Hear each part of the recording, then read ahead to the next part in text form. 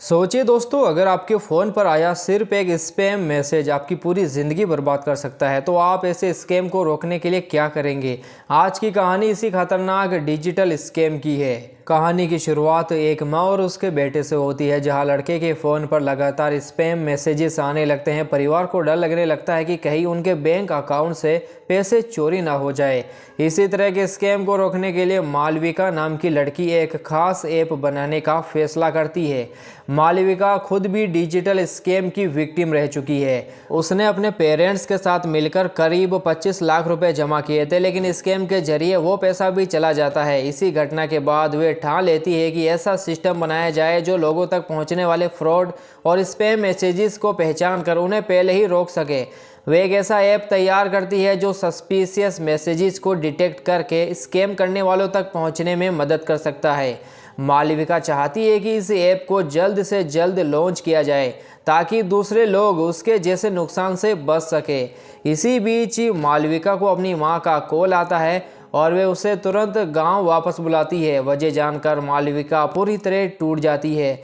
उनके जान पहचान में रहने वाला एक छोटा बच्चा मर चुका होता है।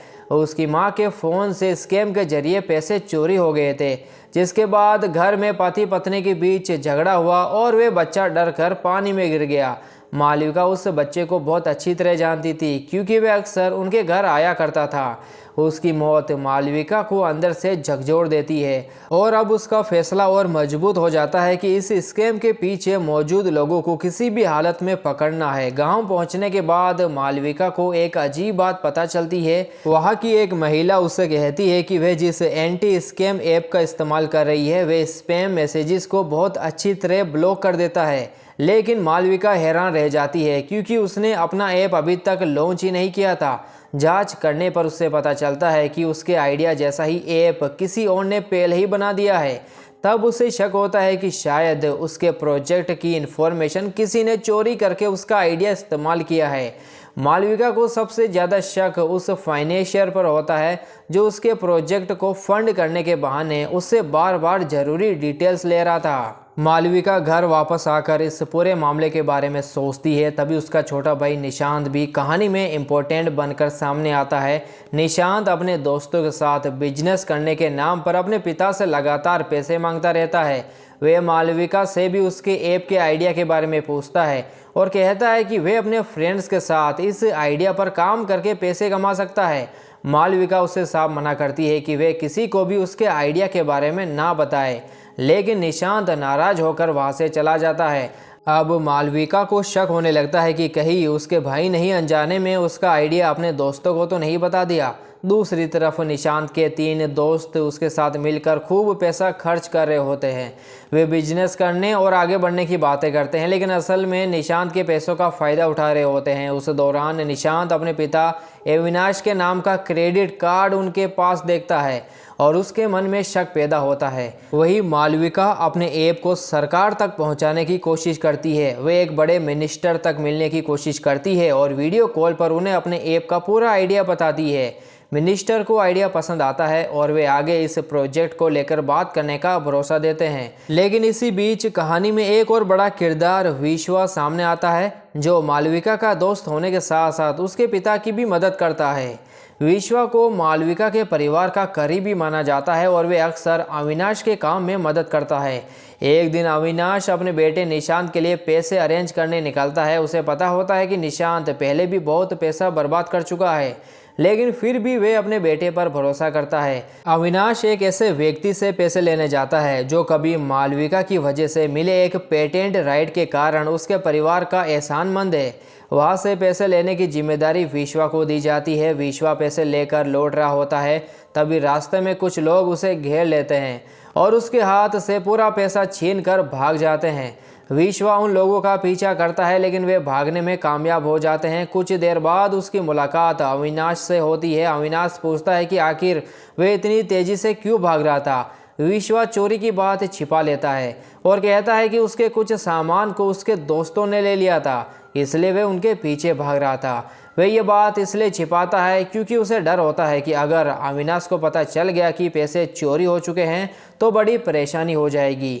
दूसरी तरफ निशांत के दोस्तों में से एक चुपके से मालविका के कमरे में जाकर उसके ऐप और ज़रूरी चीज़ों के बारे में जानकारी हासिल करने की कोशिश करता है। धीरे धीरे कहानी में शक और भी बढ़ने लगता है। विश्वा को समझ आने लगता है कि पैसे चोरी करने वाले लोग शायद निशांत के वही 3 दोस्त थे।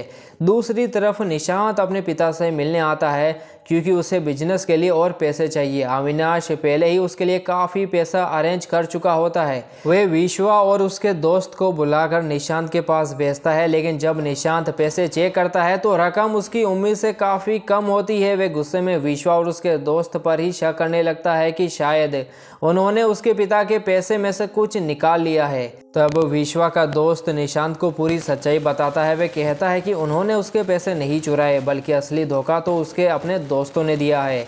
इसके बाद वे निशांत को कुछ ऐसे प्रूफ दिखाता है जिनसे उसके दोस्तों की हरकतों का पता चलता है। निशांत उन प्रूफ को देखकर धीरे धीरे समझने लगता है कि जिन दोस्तों पर वे सबसे ज़्यादा भरोसा करता था वही लंबे समय से उसे इस्तेमाल कर रहे थे। यहाँ तक कि उन्होंने मालविका की ऐप के आइडिया को भी उससे चालाकी से निकलवा कर उससे पैसे कमाने की कोशिश की थी। अब निशांत को अपने दोस्तों की असली सच्चाई समझ आने लगती है। उसे याद आता है कि उसके दोस्त हमेशा उससे पैसे मांगते थे और उसे बड़े बड़े बिजनेस प्लान्स दिखाकर अपने साथ जोड़ते थे। यहाँ तक कि उन्होंने उसे दुबई जाने और वहाँ बिजनेस शुरू करने का सपना भी दिखाया था। निशांत अपने पिता से और पैसे लेकर आने के लिए इसलिए तैयार हुआ था क्योंकि उसे लगता था कि इस बार वे अपने दोस्तों के साथ मिलकर सच में कुछ बड़ा करेगा। लेकिन अब उसे समझ आता है कि उसके दोस्त पहले ही उसे फंसाने की प्लानिंग कर रहे थे। दूसरी तरफ अविनाश अभी भी अपने बेटे पर पूरा भरोसा कर रहा होता है और उसे लगता है कि निशांत एक दिन जरूर संभल जाएगा। इसी बीच विश्वा मालविका को एक बड़ा सच बताता है। वह कहता है कि उसके ऐप का आइडिया किसी और ने चोरी किया है और इसके पीछे निशांत के वही 3 दोस्त हो सकते हैं। मालविका को भी पहले से इन लोगों पर शक था, इसलिए विश्वा की बात सुनकर उसका शक और मजबूत हो जाता है। अब मालविका के सामने सिर्फ अपना ऐप बचाने की नहीं बल्कि उस पूरे स्कैम नेटवर्क का पर्दाफाश करने की चुनौती है। विश्वा मालविका को बताता है कि उसके भाई निशांत के दोस्तों ने सिर्फ उसका ऐप का आइडिया ही चोरी नहीं किया बल्कि उसके पिता अविनाश के नाम पर विदेश में क्रेडिट कार्ड भी बनवा रखा है। उन लोगों ने उस कार्ड से काफ़ी पैसे खर्च किए हैं और अब इस बात के सबूत भी मिल चुके हैं। इसके बाद हमें फ्लैशबैक में दिखाया जाता है कि निशांत से उसके दोस्तों ने किसी डॉक्यूमेंट पर पिता के सिग्नेचर करवाए थे। निशांत को लगा था कि यह नॉर्मल बिजनेस के डॉक्यूमेंट्स है, लेकिन उन्हीं पेपर्स में क्रेडिट कार्ड के लिए ज़रूरी डॉक्यूमेंट्स भी शामिल थे। विश्वा को उस समय इसकी भनक तक नहीं थी, इसलिए उसने भी इसे ज़्यादा सीरियसली नहीं लिया। इसके बाद विश्वा उन लड़कों के साथ एक जगह जाता है। वहाँ वे आपस में दूसरी भाषा में बात कर रहे होते हैं क्योंकि उन्हें लगता है कि विश्वा उनकी बात समझ नहीं पाएगा। लेकिन उन्हें नहीं पता होता है कि विश्वा को वे भाषा भी आती है। वे उनकी पूरी प्लानिंग सुन लेता है और समझ आता है कि ये लोग निशांत को लगातार बेवकूफ़ बनाकर उससे पैसे ऐंठने की तैयारी कर रहे हैं। विश्वा उन्हें वार्निंग देता है कि अगर उन्होंने निशांत के साथ कुछ गलत किया तो वे उन्हें छोड़ने वाला नहीं है। तभी उन लड़कों को समझ आता है कि विश्वा ने उनकी सारी प्लानिंग सुन ली है और अब वे उनके लिए प्रॉब्लम बन सकता है। लेकिन तभी उनका तीसरा साथी एक ऐसा वीडियो दिखाता है जिससे विश्वा को चुप रहने के लिए मजबूर किया जाता है। उस वीडियो में विश्वा को मालविका के कमरे में जाते हुए दिखाया जाता है। कुछ देर बाद मालविका भी उसी कमरे में जाती है। असल में दोनों के बीच कोई गलत बात नहीं हुई होती है, लेकिन वीडियो को इस तरह एडिट किया जा सकता था कि लगे जैसे दोनों ने कोई गलत काम किया हो। वे विश्वा को धमकी देते हैं कि अगर उसने उनके खिलाफ कुछ किया तो वे इस वीडियो को गलत तरीके से एडिट करके सोशल मीडिया पर फैला देंगे। इससे मालविका की बदनामी हो सकती है और उसका पूरा करियर खराब हो सकता है। मजबूरी में विश्वा चुप हो जाता है। कुछ समय बाद विश्वा ये पूरी बात मालविका को बता देता है और उसे समझाता है कि निशांत के दोस्तों ने किस तरह उसे फंसाया है। साथ ही वे उसे ये भी बताता है कि उसके पिता के नाम पर जो फॉरेन क्रेडिट कार्ड बनाया गया है उसे तुरंत कैंसिल करवाना जरूरी है। मालविका इस काम में लग जाती है। दूसरी तरफ निशांत के तीनों दोस्त अब दुबई भागने की तैयारी कर रहे होते हैं। उनके प्लानिंग में निशांत को साथ ले जाने का कोई इरादा नहीं होता। उनका मकसद सिर्फ निशांत से ज़्यादा पैसे निकलवाना और उसे पीछे छोड़कर खुद विदेश भाग जाना होता है। मालविका किसी तरह अपने पिता के नाम पर बने उस क्रेडिट कार्ड को कैंसिल करवाने में कामयाब हो जाती है और उसे थोड़ी राहत मिलती है। उस दौरान निशांत भी अपने पिता से मिलने के लिए वापस आता है, लेकिन उसे अंदर से बहुत शर्मिंदगी हो रही होती है। उसे लगता है कि उसने अपने पिता को बहुत बड़ी मुसीबत में डाल दिया है। तभी अविनाश के घर एक पोस्टमैन आता है और एक ऑफिशियल लेटर देता है। अविनाश को पढ़ना ठीक से नहीं आता, इसलिए वे पोस्टमैन से लेटर पढ़ने के लिए कहता है। लेटर सुनते ही अविनाश के पैरों तले जमीन खिसक जाती है, क्योंकि उसमें लिखा होता है कि उसके नाम पर विदेश में क्रेडिट कार्ड से करोड़ों रुपए खर्च किए गए हैं। अविनाश साफ कहता है कि उसने ऐसा कोई क्रेडिट कार्ड कभी लिया ही नहीं। पोस्टमैन उसे बताता है कि शायद किसी दूसरे व्यक्ति ने उसके नाम का इस्तेमाल करके ये कार्ड लिया है, लेकिन अगर इतनी बड़ी रकम का पेमेंट नहीं किया गया तो उसके खिलाफ बड़ी कार्रवाई हो सकती है। निशांत दूर खड़ा यह सब देख रहा होता है और उसे समझ आता है कि उसके दोस्तों ने उसके पिता को कितनी बड़ी मुसीबत में डाल दिया है। वे शर्म और डर के कारण पिता के सामने नहीं जा पाता। उसे लगता है कि सारी परेशानी उसी की वजह से हुई है और अब उसके पिता की जिंदगी बर्बाद हो जाएगी। निशांत इस सदमे से संभल नहीं पाता और उसके मन में अपनी जिंदगी को खत्म करने तक का ख्याल आने लगता है। उसे विश्वा के दोस्त की कही हुई बातें याद आती है कि उसकी वजह से ही उसके पिता इतनी मुश्किल में फंसा है। वे खुद को पूरी तरह दोषी मानने लगता है और एक ऊंची जगह से कूदने के बारे में सोचता है। दूसरी तरफ अविनाश भी इस भारी कर्ज और फ्रॉड के कारण टूट चुका होता है। वहीं दूसरी तरफ मालविका को सरकार की तरफ से एक ऑफिशियल लेटर मिलता है। उसके एंटी स्कैम ऐप का आइडिया गवर्नमेंट ऑफिशियल्स को पसंद आ जाता है और उसे एक बड़ी पोजीशन पर काम करने का मौका मिल जाता है। मालविका तुरंत अपने पिता को कॉल करके ये खुशखबरी देती है। वे उन्हें समझाती है कि अब उसे अच्छी जॉब मिल गई है, अच्छी सैलरी मिलेगी और वे मिलकर इस फाइनेंशियल प्रॉब्लम को संभाल लेंगे। यह सुनकर अविनाश को थोड़ी उम्मीद मिलती है। तभी उसे उस छोटे बच्चे की आत्मा दिखाई देती है जिसकी मौत स्कैम की वजह से हुई थी। वे बच्चा जैसे अविनाश को रोकने और उसे सही जगह तक पहुंचाने की कोशिश करता है। आखिरकार अविनाश उस जगह पहुंच जाता है जहां निशांत अपनी जिंदगी खत्म करने वाला होता है। वे उसे समय रहते रोक लेता है।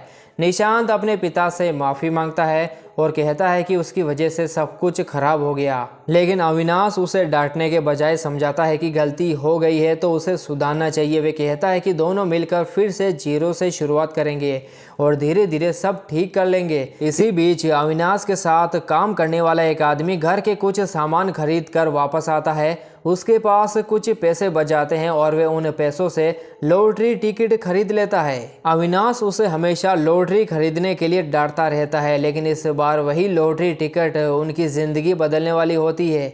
अगली सुबह फेस्टिवल का माहौल होता है। लोग अलग अलग कॉस्ट्यूम्स पहनकर घर घर जाकर डांस और रिचुअल्स करते हुए पैसे लेते हैं। मालविका भी उन्हें पैसे देने के लिए अपने पिता के बैग से कुछ पैसे लेने जाती है। तभी वे आदमी खुशी खुशी भागता हुआ आता है और बताता है कि उसकी खरीदी हुई लॉटरी में बहुत बड़ा प्राइज निकल के आया है।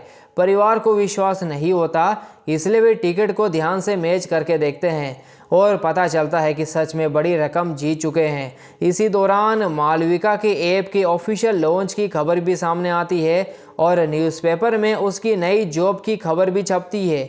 अविनाश को एक साथ दो बड़ी खुशखबरियां मिलती है और उसे लगता है कि आखिरकार भगवान ने उनका साथ दे दिया। लेकिन दोस्तों, कहानी अभी पूरी तरह ख़त्म नहीं हुई होती। जिस व्यक्ति ने पहले मालविका के ऐप को फाइनेंस करने का वादा किया था, वही एक सरकारी ऑफिशियल और एक पुलिस ऑफिसर के साथ वहां पहुंचता है।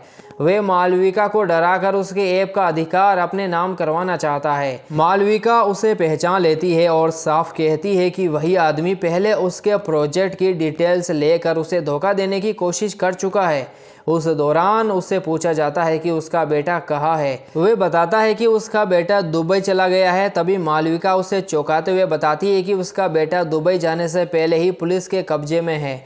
असल में वह आदमी निशांत के एक दोस्त का पिता होता है और उसने भी मालविका के आइडिया को चुरा कर उससे पहले अपना प्रोजेक्ट लॉन्च करने की कोशिश की थी। इसके बाद असली प्लान सामने आता है। मालविका ने पहले ही गवर्नमेंट ऑफिशियल्स को पूरी जानकारी दे दी थी और उनसे मदद मांगी थी। उसका मकसद सिर्फ अपने ऐप गवर्नमेंट को देना नहीं था, बल्कि बदले में पूरे स्कैम गैंग को पकड़वाना था। निशांत के तीनों दोस्त दुबई भागने वाले थे, लेकिन मालविका और विश्वा ने उन्हें रास्ते में ही ट्रैप कर लिया। उन्हें पकड़कर पूछताछ की जाती है और उनके मुंह से उनके पिता और बाकी लोगों की सारी सच्चाई सामने आ जाती है।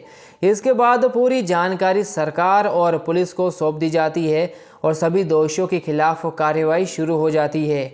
निशांत डर के कारण घर से दूर रह रहा होता है, लेकिन उसकी माँ खुद उसके पास जाती है और उसे माफ़ करती है और घर वापस ले आती है।